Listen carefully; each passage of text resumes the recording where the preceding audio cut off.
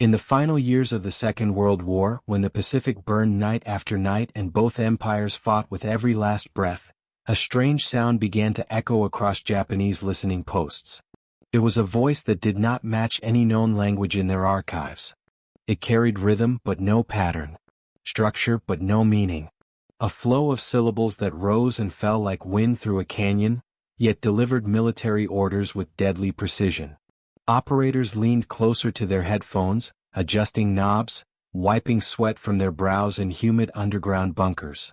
They heard the same voices again and again, calm, fast, confident. Not panicked, not hurried. These transmissions were clear, stable, purposeful. But to Japanese intelligence, they were as cryptic as a dream spoken underwater. Some officers believed at first that it was a dialect of English twisted into coded fragments. Others thought it might be a new American cipher layered onto an existing language. But the more they listened, the more they realized something unsettling. This was not English. This was not any Asian tongue either. It was something alien to their linguistic universe. Something they did not recognize in sound, grammar, or rhythm. In the growing tension of war, every sound had meaning. Every whisper mattered. Yet this mysterious coded voice, turned their brightest minds into silent observers of a language they could not begin to map. For a nation that prided itself on precision, order, and mastery of knowledge, this mystery felt like a fracture in the walls of their intelligence empire. Perhaps this was where the darkness began. Out in the open Pacific, beneath skies thick with the smell of diesel and salt, American ships received the same messages the Japanese could hear but not understand. A Marine radio operator would listen for a moment, jot down a phrase, and repeat it to the nearest officer.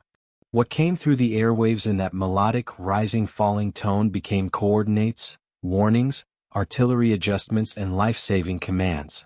Officers would nod, respond, act quickly, and never question the source. The system worked too flawlessly. But who were these men behind the mysterious voice? Why were they so calm in the middle of chaos? And how did their words guide American troops through some of the hardest battles in the Pacific theater? To understand that, we must travel far from the war. Far from the smoke of Okinawa, the jungles of Bougainville, and the beaches of Iwo Jima. We must leave behind the echo of artillery and follow the voice back to the high desert of the American Southwest, where sandstone cliffs glow red at sunrise, where the wind carries dust across ancient pathways, and where the land itself seems to breathe stories older than empires. There, the Navajo Nation stretches across a world carved by time. Harsh winds sweep over plateaus. The scent of sagebrush rises after rare rain. The sky opens endless and blue, and the silence feels sacred. This is where the language was born. The same language that would one day halt Japan's intelligence power and plunge its brightest codebreakers into confusion. The Navajo language is not merely spoken. It is lived. It moves in images, in ideas, in relationships between the earth and those who walk on it. To outside listeners, it feels like a continuous wave of sound, one idea folding into another. Its verbs stretch into long, intricate constructions. Its tones shift meaning with the slightest change in voice. And within each phrase lies a worldview that shaped generations. For centuries, this language remained isolated from outsiders. Not written widely. Not taught in foreign schools. Not studied by linguists around the world. It was a world unto itself, guarded by land, culture, and history. And for reasons no one could have predicted, this isolation became its greatest strength in the darkest chapter of human conflict. During the early 1940s, the United States faced a problem that threatened the fate of the Pacific War. Their codes were constantly being broken. Japanese cryptologists were skilled, disciplined, and relentless. They cracked American naval codes, intercepted communications, and predicted operations with unsettling accuracy. Every message sent through radio waves risked exposure. Every order carried the possibility of betrayal through the air. The U.S. needed something more than a cipher. They needed a language that could not be broken. A system so far outside Japanese understanding that no amount of analysis could unravel it. And so, in 1942, a civilian who had lived among the Navajo people suggested an idea that sounded almost impossible. Use the Navajo language itself as the foundation for a new military code. Build a communication system around a tongue so unique, so complex, and so resistant to translation that no foreign listener could make sense of it. The idea reached the U.S. Marine Corps. Officers studied it quietly. Linguists examined it briefly, from afar, and realized how little they understood. A language unwritten, tonal, deeply layered, and protected by community tradition. Perhaps this was the answer they were searching for. Soon after, recruiters traveled to the Navajo Nation. They approached schools, trading posts, community centers, and family gatherings. They spoke to young men, students, shepherds, laborers, and sons of the desert, and asked them to join the Marines. Many had never left the reservation before. Many had never seen the ocean they would soon cross. Yet they stepped forward. They volunteered, not to be soldiers alone but to become the voice of a hidden war. They carried with them a language shaped by the land, by elders, by stories told beside fires under endless starlight. These were the men who would one day speak into radios across the Pacific. Their voices steady. Their words flowing effortlessly. Their meaning hidden from all but their own. And they would send Japan into strategic darkness long before anyone realized what was happening. To understand the power of what these men carried into war, we must first step deeper into the world that shaped them. The Navajo homeland is not gentle. It is vast, rugged, and alive with extremes. Days blaze with heat that cracks the earth. Nights drop into cold that settles deep into the bones. The wind carves stories into rock. Thunder rolls through canyons where voices echo for miles. Life in this landscape teaches endurance. It teaches silence. It teaches listening more than speaking, understanding more than reacting. Children grew up learning the patterns of shadows, the taste of dry earth, the direction of storms long before they arrived. Their language mirrored this attention to detail. It was precise, richly layered, and filled with descriptions that captured both motion and meaning. In many Navajo households, stories were the heartbeat of each evening. Elders spoke of the holy people, of balance, of the way each person carried responsibility to the land. These stories were not recited from books. They lived in memory, in the sounds of the language itself. To an outsider, the sentences might seem long, filled with sounds that flowed too quickly to separate. But to a Navajo speaker, every shift in tone carried thought, identity, and memory. The young men who would become code talkers were shaped by this world of storytelling, tradition, and discipline. Many woke before dawn to tend sheep, walk long distances, or help their families. They learned silence as a form of respect and speech as a form of responsibility. They carried themselves with a calmness that came from generations of survival in a challenging land. When the recruiters arrived in 1942, they did not come with promises of glory. They came with questions. Could these young men be willing to serve? Could they bring their language into a war where every word mattered? Some families hesitated. Many had lived through difficult moments with the U.S. government. Trust was not given easily. Yet the war felt close, even in the quiet desert. Radio programs spoke of Pearl Harbor. Rumors spread of global conflict. Young Navajo men felt the same pull to protect their home as millions of others across America. One by one they signed their names. Some could barely speak English. Others had never traveled beyond a few miles of home. But together they boarded buses and trains, leaving behind the red cliffs and open skies for a world they could not imagine. When they reached Marine Corps boot camp, everything changed. The air was humid, the drills were relentless, and the commands rapid and sharp. For many, English was still a challenge, yet they pushed themselves harder each day. The discipline they had learned from the land gave them strength. The quiet determination they carried from childhood became their greatest advantage. After training, 29 Navajo men were taken aside and given a special assignment. They were told the military needed a new code, one that no enemy could break. And they would be the ones to create it. The room they gathered in was small, plain, silent. They sat together, feeling the weight of what they were being asked. Their language was sacred. Their words carried cultural depth. Yet the war demanded secrecy, creativity, and precision. After a long pause they agreed. Not for fame. Not for reward. But for duty, for their people, and for the thousands of American lives at risk across the Pacific. They began by translating basic military terms into Navajo words. But this alone was not enough. If the enemy captured a Navajo speaker, which was possible, the system would fall apart. So they took the next step. They created a layered code within the language, transforming everyday Navajo words into symbols for military equipment, ranks, tactics, and locations. Bish Duli, iron fish, became the word for a submarine. Tili, a snake, became the code for a destroyer. City, a bird, became the term for a plane. Horses, hawks, turtles, lightning, whales, each carried meaning within the code. These were not random choices. They drew from nature, from the world they knew, from the stories of their people. Their code became a bridge between ancient tradition and modern warfare. But they did not stop there. They created an alphabet system as well, assigning Navajo terms to represent each letter of the English alphabet. These terms were chosen carefully to avoid repetition, confusion, and pattern exposure. Together, these two layers, word code and alphabet code, formed a system unlike anything used before.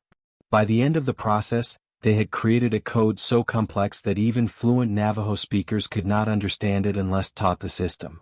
It was not merely translation. It was transformation. Meanwhile, Japanese intelligence grew more powerful each month. They expanded listening posts across the Pacific, from islands to submarines to mainland stations. Their analysts had cracked some of the most advanced Allied ciphers. They collected data, compared patterns, built linguistic charts, and mapped communication flows. Their pride rested on the belief that every message had a weakness. But then, the new transmissions began. The Navajo voices entered the airwaves softly at first. Short messages, simple coordinates, test transmissions. Japanese operators noticed the difference immediately. The rhythm felt unlike anything they had heard. The pace was fast yet controlled. The syllables flowed with no familiar markers. Within weeks, the transmissions increased. They guided troop movements. They coordinated artillery. They prevented ambushes. They delivered reconnaissance reports with impossible speed. Japanese decoders tried to isolate patterns. They counted syllables. They divided recordings into segments. They compared repeated sounds and attempted to map grammar. But the more they listened, the deeper the mystery seemed to grow. Language was supposed to follow rules, structure, predictability. But this code had none of the patterns they expected. In an intelligence brief written months later, one officer wrote, "We have encountered a language beyond classification. It is neither cipher, nor variant of any known communication. It is something else." They could not know that the something else was a language older than their empire. A language shaped not by textbooks but by mountains, wind, and memory. And as Japan's confusion deepened, the Navajo code grew stronger, more essential, and more trusted. It became the hidden pulse of American operations, a quiet force guiding soldiers through chaos. The first true test of the Navajo code came in the dense jungles of Guadalcanal, where heat clung to the skin like a second layer and every night carried the threat of ambush.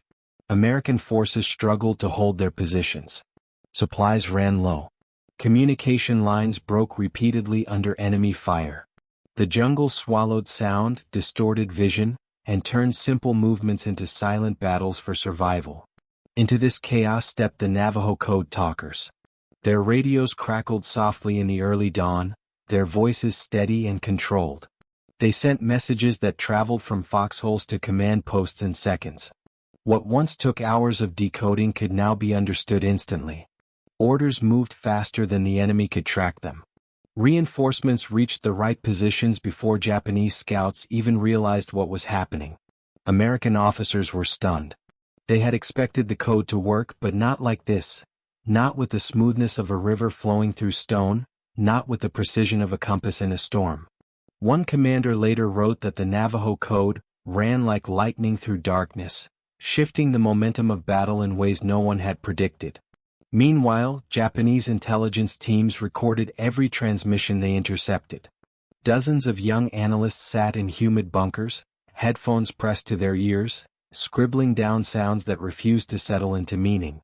Their notebooks filled with symbols and guesses. They compared charts. They drew lines.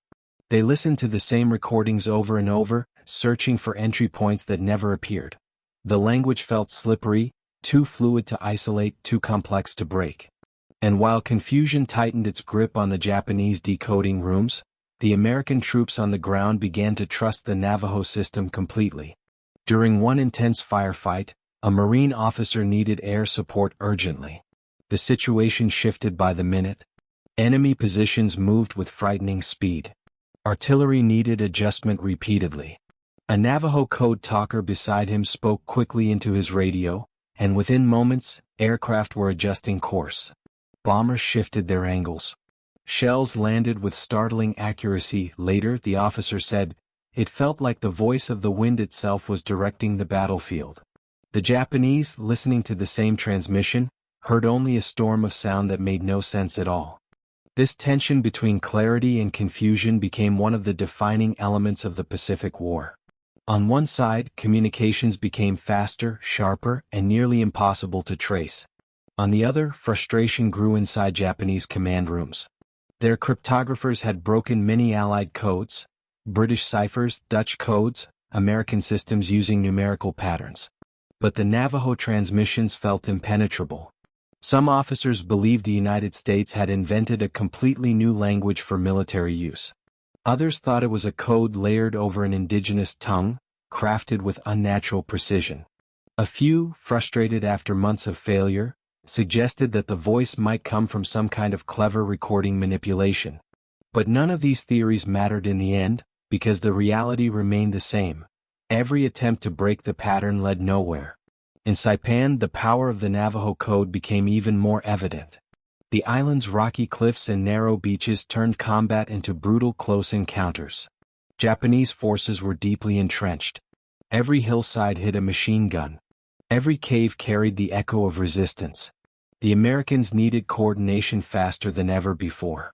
Navajo Code Talkers worked in pairs, back-to-back, radios humming, voices low but urgent. They transmitted thousands of messages across the island, all without a single error. Officers later said the speed of communication helped prevent units from becoming isolated. It helped redirect fire when Japanese forces launched sudden counterattacks. It helped secure roads, landing zones, and supply routes that might otherwise have been lost. But the impact was not only tactical. It was psychological. American troops began to feel a growing confidence, knowing their communications were finally secure. They trusted the unseen network that carried their lives from one point to another. They knew the enemy was listening, but also knew the enemy could not understand. Meanwhile, Japanese analysts were reaching their breaking point. They noticed something unusual in the transmissions. Some words repeated, but with different meanings depending on context. Some phrases seemed linked to coordinates, others to commands. Yet nothing aligned with their expectations of grammar or cipher construction. One analyst reportedly said, "It is as if we are hearing the war from another world." By the time American forces moved toward Poliliu, the Japanese command had accepted a hard truth. They could not break the code. They shifted their efforts elsewhere. They monitored transmissions only to track activity levels, not to understand content. They focused on movement patterns instead of decrypting meaning. But this change came too late. At Poliliu, one of the most grueling battles of the Pacific, the Navajo Code Talkers became an invisible thread holding American strategy together. The heat reached dangerous levels. The coral rock tore through boots, skin, and flesh. The terrain offered no shelter, and the enemy fought with a determination that bordered on hopeless devotion. Yet the Navajo voices did not falter. They called in fire missions to destroy hidden bunkers. They coordinated troop movements across ridges sharp as broken blades. They relayed warnings about ambushes faster than any runner could deliver them. Their presence became a steady heartbeat amid chaos. Still, even here, the Japanese could do nothing but listen to the mysterious sound of the code. Each transmission was a reminder that the Americans had a weapon they could not touch, a voice they could not silence. After Poliliu, American commanders across the Pacific began demanding Navajo Code Talkers for their units. Their reputation spread, not through newspapers or official recognition, but through whispered stories from Marines who had survived because of them. They're faster than any machine. They speak a language no enemy can follow. They saved entire companies. But even as the legend of the code grew among American troops, the code talkers themselves remained humble, quiet, and focused on their mission. They knew the war was far from over. They knew more lives depended on them with each battle. And they carried a constant awareness that their language, a sacred inheritance, was now a shield for thousands. Meanwhile, the Japanese intelligence network, once confident and feared, began to feel a quiet erosion of its power. Without the ability to read American communications, their strategies weakened. They reacted more slowly. They guessed wrong more often. And the war shifted, degree by degree, toward the Allied side. The mysterious voice rising through the airwaves had done something no weapon could. It created uncertainty where Japan once held dominance. If you pause for a moment and imagine what it must have felt like, the experience becomes almost surreal. Somewhere in the chaos of battle, amid smoke, sand, and broken earth, a young Navajo Marine crouched low, speaking into a radio as calmly as if he were back home calling to a neighbor across the field. His words traveled across the Pacific, invisible threads binding entire armies together. And on the other side of the world, trained experts, men with years of study and discipline, listened desperately yet understood nothing. It raises a simple question. How did a language carried quietly through generations become the key to protecting thousands of lives? Think about language itself. The words you speak every day, the phrases you barely notice, the tone that shapes your identity. Now imagine that language being transformed into a shield strong enough to withstand the pressure of global war. It is a reminder that sometimes the most powerful tools are not created in laboratories or forged in steel factories. Sometimes they come from the hearts of people who carry their heritage with unbroken loyalty. And now, as we step deeper into the lives of the code talkers, we begin to see the war not from the perspective of governments or generals, but from the eyes of young men, boys really, who left their families, their ceremonies, their sheep camps, and their quiet deserts to fight in a world far removed from everything they knew. Their journey was not only strategic, it was deeply personal. Many of the code talkers arrived in the Pacific without truly understanding the magnitude of what lay ahead. They had heard stories of war, of ships sunk at Pearl Harbor, of battles raging across the world. But hearing is not the same as seeing. And nothing could have prepared them for the assault of senses that awaited them. The smell of diesel fuel clung to the air on transport ships. The constant roar of engines made sleep difficult. The sky stretched endless over vast oceans, sometimes calm, sometimes violent. Many of the Navajo men had never seen the ocean before. They stood at the railings, watching the waves churn beneath them, the horizon reflecting a blue so deep it felt like a living being. Then came the islands. Jungle humidity hit like a wall, thick and heavy. The sound of insects never stopped. The air stank of rotting vegetation, gunpowder, and the metallic tang of fear. The ground was soft in some places, sharp in others, and always unfamiliar. 4 young men raised in open desert spaces, the tightness of jungle paths felt suffocating. Yet through all of this they carried their radios, their lifeline, their purpose. One code talker later said, "When I spoke into the microphone, I felt like I was carrying my whole family with me. My whole people." But the weight was more than symbolic. The responsibility placed on them was enormous. Every word they spoke had to be precise. Every message could shift the outcome of an operation. A mistake could cost lives. Some Marines guarded the code talkers with fierce devotion. They knew how valuable they were, how irreplaceable. Stories spread of commanders saying, "If you ever see a code talker in danger, protect him first. His voice is more important than mine." Yet the code talkers themselves rarely spoke of this. They carried their burden quietly, with humility shaped by centuries of tradition. In Navajo culture, speaking of one's accomplishments is considered inappropriate. Honor comes not from recognition but from fulfilling duty. This humility only deepened as the war grew more brutal. During the Battle of Bougainville, one code talker described the ground shaking beneath him as artillery fell like dark rain. Tree trunks exploded into splinters. Machine gun fire raked the forest floor. He felt the shockwave of explosions against his chest, dust filling his mouth. But he kept speaking into his radio, his voice steady even as the earth shook. Another code talker at Iwo Jima recalled radios overheating in the volcanic heat. Their hands blistered as they held onto the metal equipment. The sand burned their legs. The air smelled of sulfur and smoke. Messages had to be sent quickly as Marines fought inch by inch across black sand. Japanese forces fired from hidden tunnels. Barbed wire cut into skin. Yet the Navajo voice moved through the chaos like a quiet current of order. And what made these moments even more intense was that many code talkers did all of this without fully understanding English military terminology. They memorized hundreds of code words, practiced them relentlessly, and trusted their partners absolutely. Each pair worked like two parts of a single mind, one sending the message, the other receiving and decoding. Mistakes were rare. Confidence grew. The deeper emotional reality, however, was personal struggle. Many of these young men faced discrimination before the war. Boarding schools punished them for speaking Navajo. Teachers tried to erase their language. They were told to abandon their heritage, their ceremonies, their identity. Some had been physically punished for using the same language that now protected American lives. Imagine the weight of that irony, being once punished for speaking Navajo and now asked to use it as a weapon to defend the country that had misunderstood them. For many code talkers, this contradiction created a quiet ache. They felt pride in serving. They felt duty to protect their homeland. But they also carried the memory of hardship, of the struggle to maintain their identity in a world that often dismissed it. One code talker reflected years later, the language they tried to beat out of us became the language that saved them.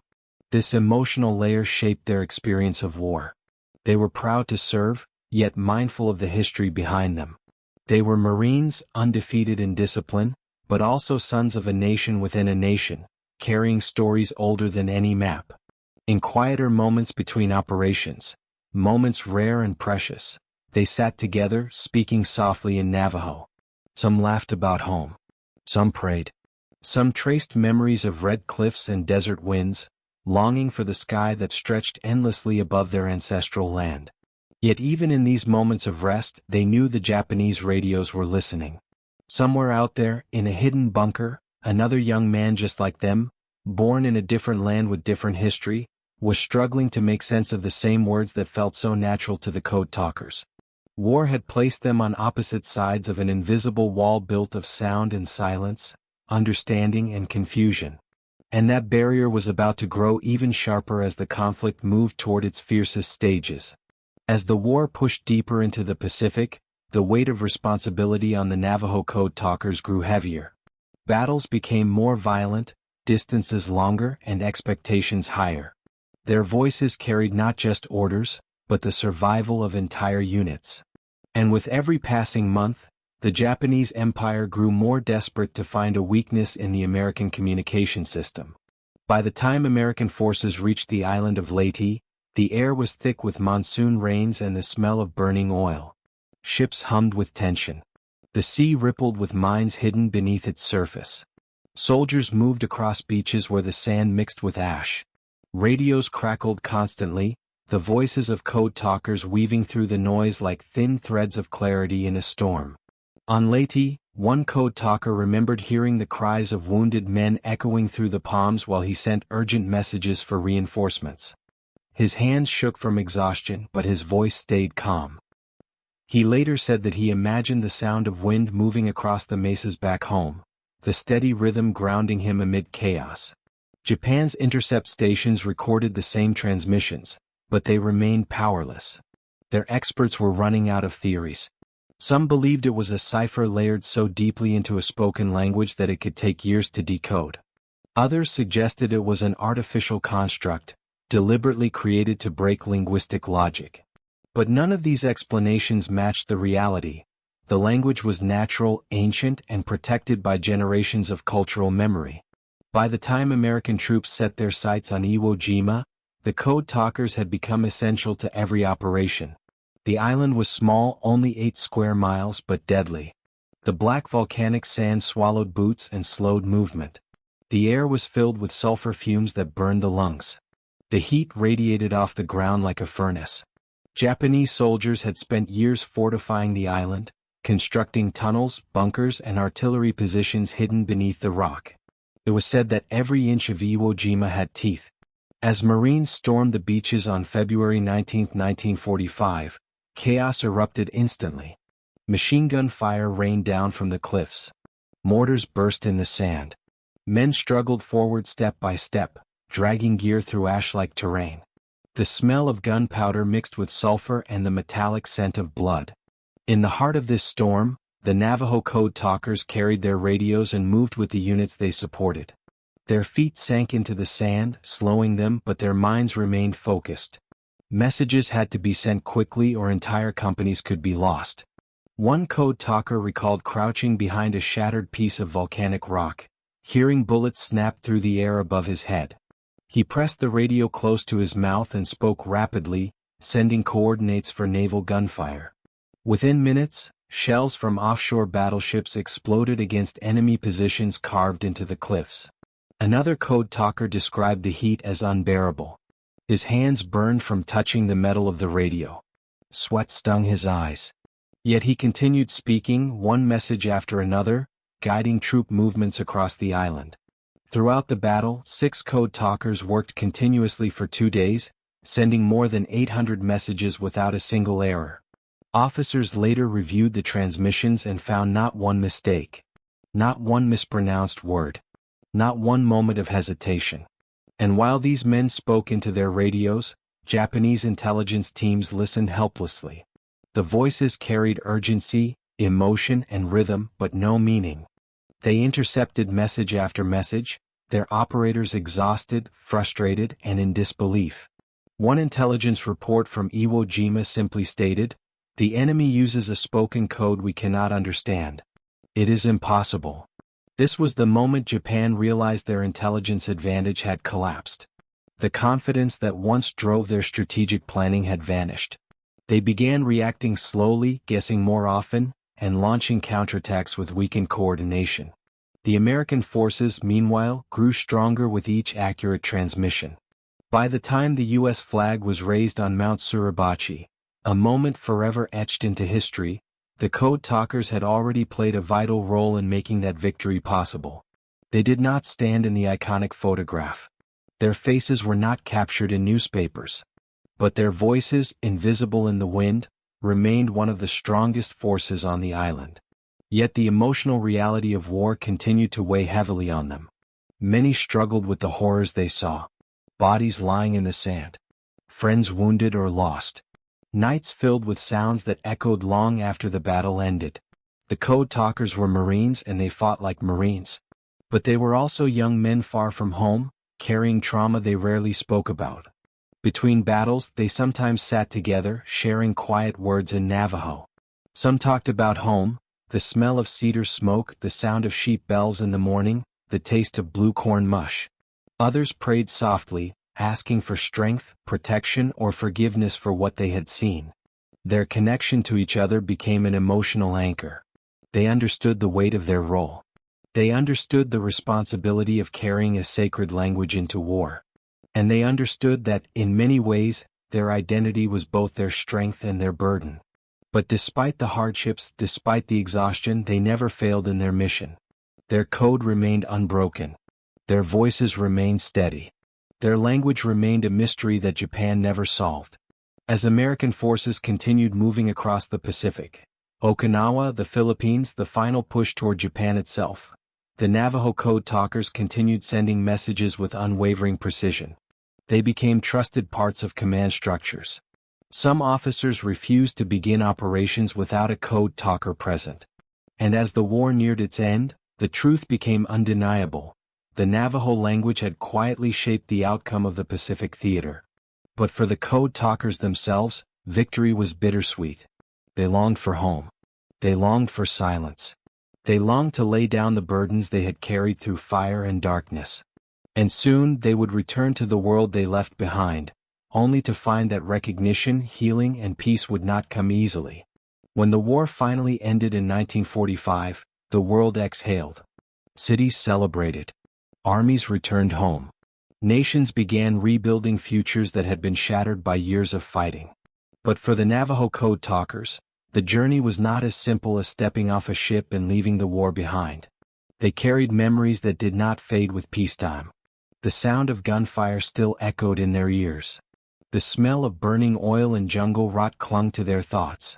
Faces of friends lost in battle appeared in quiet moments, uninvited and vivid. War had left a mark on them, deep, permanent, undeniable. Yet they returned home not as heroes but as shadows. Their mission had been classified. The Navajo Code remained a military secret. They were instructed not to speak of their service, not to share their achievements, not to explain the role their language had played in defeating one of the most powerful intelligence networks in the world. Most of them simply said, "I served," and nothing more. Families welcomed them with love but with questions too. How had the war been? What had they done?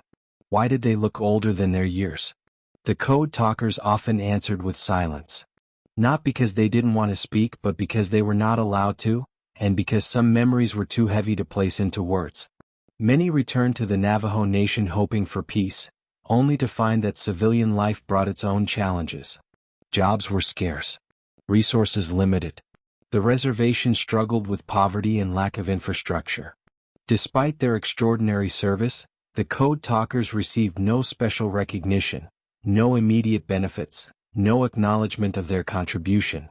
Some applied for government assistance and were told they needed proof of their service. But their files were classified. Their missions existed only in sealed documents the public could not access. They were left to navigate systems that did not understand their silence. Others struggled with trauma. Nightmares. Sudden noises triggering memories of battle. Loneliness because the people around them could not fully understand what they had endured. And since they could not speak openly about their role, they carried these burdens quietly, sometimes for decades. Yet in this silence grew something profound: resilience.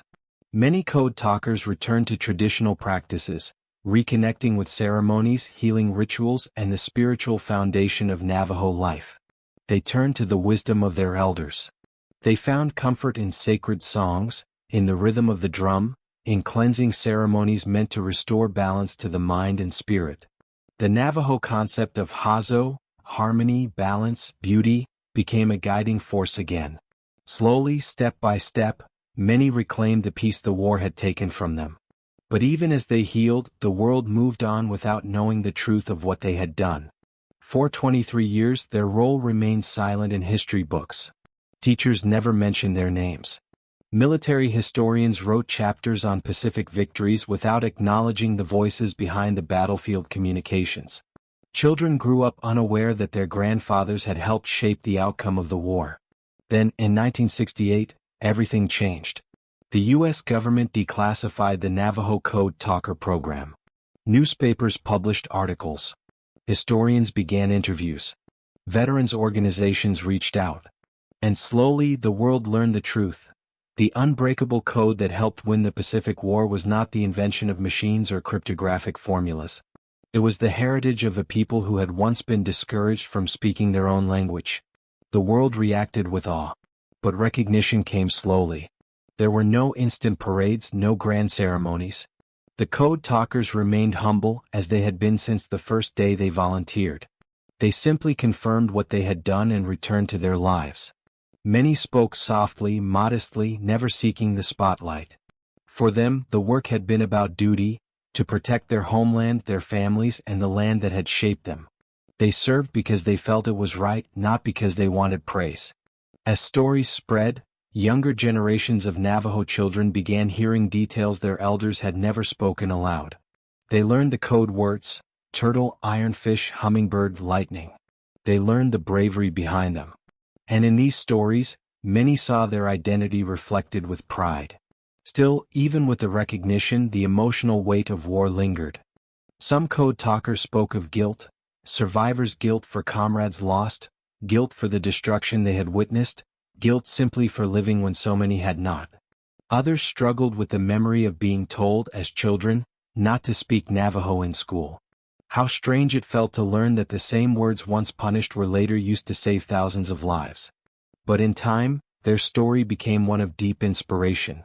It represented endurance, cultural survival, the strength of heritage, the power of language to shape history. The Navajo Nation began honoring them with ceremonies and gatherings. Elders spoke of their courage. Children listened in awe. Many code talkers finally felt seen, not as soldiers from a forgotten chapter, but as heroes whose contribution belonged to the entire world. And beyond the reservation, people everywhere began to understand a profound truth. Languages carry more than words. They carry worldviews, identities, histories, strength. The Japanese intelligence network, sophisticated and feared at the time, had not been defeated by machinery or superior cryptography. It had been defeated by a connection between people and land, between tradition and identity, between past and present. In a way, the unbreakable code was not a military invention. It was a cultural victory. A reminder that wisdom carried quietly through generations can become the strongest force in the darkest moments. Even now, decades after the war, the story of the Navajo Code Talkers continues to echo across time. Their voices, once hidden behind classified documents, now resonate in classrooms, documentaries, museums, and memorials. They stand as proof that unexpected heroes can shape the fate of nations. And when we look at the arc of their journey, from the deserts of their homeland to the front lines of global war, we are invited to reflect on something deeper, something timeless. There is a moment in every great story when the noise settles, when the dust begins to fall, and all that remains are the echoes of what was endured. For the Navajo Code Talkers, that moment came slowly, across years of silence, recognition, and remembrance. As time passed, their voices, once hidden in classified transmissions, began to rise into the open world. Their story transformed from a secret weapon into a symbol of resilience, identity, and the unshakable strength of culture. Today, when you walk across the wide lands of the Navajo Nation, the wind still carries the same ancient rhythm that shaped the language used in war. It moves through canyons, across mesas, over red stone cliffs weathered by centuries. The land feels timeless, unmoved by the noise of history, yet deeply connected to the lives of those who walked it before. It was from this place that the Code Talkers were shaped. It was here that their language took form. And it is here that their legacy continues to grow. Perhaps that is where the heart of their story lies, not only in the war they helped win, but in the deep roots that allowed them to stand strong when the world around them was collapsing. Their strength came not from military strategy or advanced weaponry, but from something older and quieter: tradition, memory, and the wisdom of ancestors. Language is more than communication. It is a vessel of worldview, a bridge between generations, a living archive of thought, emotion, and existence. The Navajo Code Talkers carried centuries of this knowledge with them into battles where everything else was uncertain. Their language had survived colonization, forced assimilation, and attempts to silence it. By the time it reached the radios of World War II, it had already proven its resilience. And when the world tried to unravel it, to decode it, to break it apart into pieces it could understand, it remained whole, unbroken. Because it was never meant to be dissected by outsiders, it was meant to be spoken by those who understood the land it came from. In this way, the success of the code was not just a military achievement. It was a victory of cultural endurance. The Japanese codebreakers were brilliant, disciplined, methodical. They had broken countless codes before. But the Navajo language was not just unfamiliar, it was unreachable. It did not fit into their systems. It resisted their patterns. It existed beyond their understanding of structure. And because of that, it created strategic darkness that no amount of intelligence could penetrate. Yet even in this, there is a deeper truth worth recognizing. The Code Talkers never intended their language to confuse or overpower another people. They used it to protect, not destroy. They used it to save lives, not take them unnecessarily. Their role in the war was built on duty, service, and survival, not dominance. It is easy today to celebrate victories in terms of power. But the story of the Navajo Code Talkers offers a different path. Their power came from integrity, from humility, from the quiet dignity of doing what needed to be done without seeking recognition. They never sought glory, yet they achieved something extraordinary. When interviews finally began decades after the war, many Code Talkers spoke of their service with gentle simplicity. They described their missions without embellishment, their battles without pride, their trauma without bitterness. They were proud to have served, but they never saw themselves as heroes above others. They saw themselves as part of a team, part of a story larger than any one person. And perhaps that humility is what gives their legacy such emotional weight. When we think of war, we often think of machines, strategies, or famous names. But the Code Talkers remind us that history is shaped by individuals who carry unseen burdens. By people whose names do not appear in textbooks until many years later. By acts of quiet courage that unfold in the background, unnoticed by the world until the truth finally rises. The Navajo Code Talkers became symbols of something even greater than victory. They became symbols of what it means to preserve heritage in the face of adversity. They showed that identity, when protected and honored, can become a force strong enough to shift the fate of nations. Their story also challenges us to rethink the meaning of intelligence. Japan's decoding systems were formidable, but they were built on the belief that everything can be analyzed, categorized, and broken apart. The Navajo language refused to follow that logic. It did not try to be understood by everyone. It existed within its cultural context, complex and complete.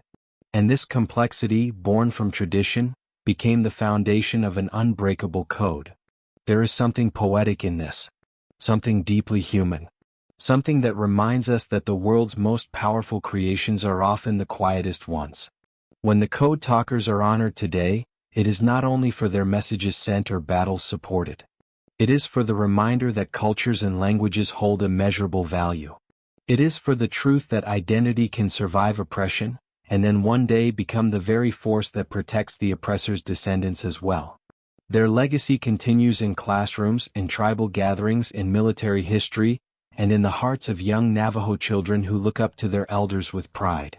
It continues every time someone recognizes the beauty of a language that once stood alone in the storm of war. It continues in the echoes of stories passed down through families, now shared openly and proudly. And if you listen carefully, if you stand in a quiet place where the desert breathes, you might still hear something like the cadence of those wartime messages. A rising and falling rhythm carried by wind. A whisper of history. A reminder that voices long hidden can one day become some of the strongest in the world. In the end, the story of the Navajo Code Talkers is not only about war, it is about identity, resilience, and the unexpected ways in which the past shapes the future. It teaches us that strength does not always roar. Sometimes it speaks softly. Sometimes, it is carried through generations, waiting for the moment when the world will finally understand its value. And when that moment comes, it changes everything. As this story reaches its final moments, the world of the Navajo Code Talkers stands before us not as a distant chapter of war, but as a living memory carried through generations. It is a reminder that history is shaped not only by nations and armies, but by individuals who rise from unexpected places, guided by quiet strength and unwavering purpose. Today, when we look back on the Pacific War, we see the maps, the strategies, the battles fought across islands and oceans. But woven through all of that is a thread of human resilience. A thread shaped by the voices of young Navajo Marines who spoke their language into radios while chaos erupted around them. Their words crossed waters and jungles, carried through fire and fear, reaching commanders who depended on them more than they ever knew. These men did not seek recognition. They did not imagine statues or medals awaiting them. They served because they believed in protecting their home, their families, and the land they came from.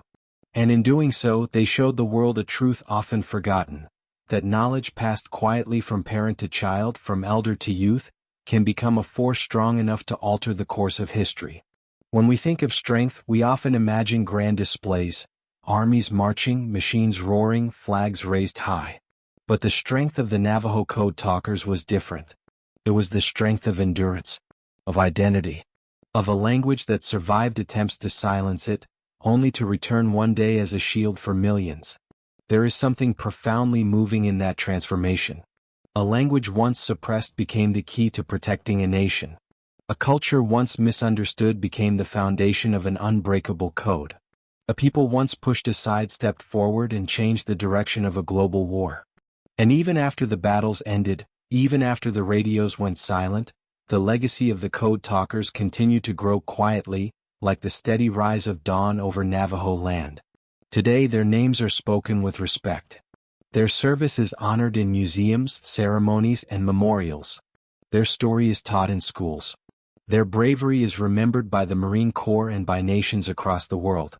But perhaps most importantly, their legacy lives on within the Navajo Nation itself, where young people learn not only the code words, but the history, pride, and identity behind them. As time moves forward and new generations inherit the world shaped by those who came before, the story of the Code Talkers reminds us of something timeless. That identity is not a weakness. It is a form of strength. And in moments of great darkness, it can become a guiding light. The Japanese intelligence officers who once strained to understand the mysterious transmissions never heard the deeper meaning behind the words. But we can hear it now if we choose to listen, not just to the code itself but to the history woven into it. It is the sound of perseverance. The sound of a people who refused to lose their language. The sound of voices that carried hope through the darkest nights of war. And as we close this documentary, imagine for a moment the quiet desert sky where those voices were born. The wind moving gently over sandstone cliffs. The soft glow of twilight. The language of the Navajo people rising and falling in simple conversation. Unhurried, beautiful, alive. Perhaps that is the greatest victory of all. That the language which once protected a nation still lives today, strong and unbroken, carried by those who know its worth. And in the end, the mysterious messages that once baffled Japan did more than secure military victory. They reminded the world that culture, tradition, and identity are among humanity's greatest strengths. The war is long over now. The radios have gone silent. But the echoes of those voices remain, carried by memory, honored by history, and forever woven into the story of a world that was changed by the quiet power of language. This is their legacy. And it will never fade.